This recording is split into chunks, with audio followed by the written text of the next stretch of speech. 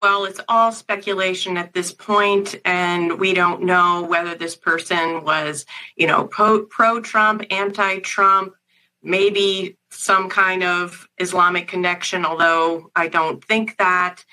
The threats aren't over. I've been on this network for 4 years talking about the threats coming across our southern border. And, we got a record number of known gotaways. Over 2 million people enter this country.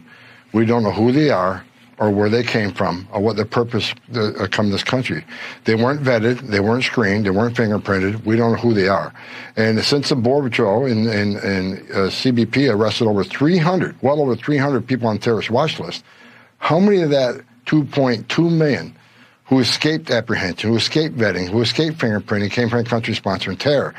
Even Christopher Raia, the director of FBI, said numerous times under testimony in front of Congress that this is the biggest national security vulnerability he's seen. I agree with him. So we're not out of the woods.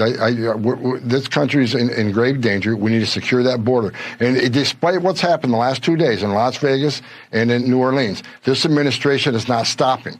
They're still releasing thousands of people every week through the CBP One app, the CHMV program, and Border Patrol continues to release people in this country without proper vetting.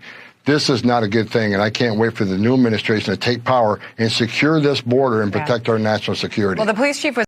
First and foremost, let me be very clear about this point. This was an act of terrorism. It was premeditated and an evil act. This was obviously a critical incident, and with that, lots of information and tips come pouring in from law enforcement, first responders, and the public. We have been aggressively running down these tips and information. As you all know, that takes time, and we will continue to do so until every lead has been followed through on.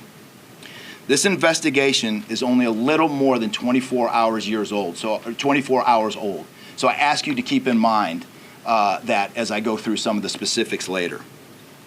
But at this point, currently, and this is another fact I want to be clear on, we do not assess at this point that anyone else involved in this attack except for Shamsud-Din Jabbar, the subject you've already been briefed on.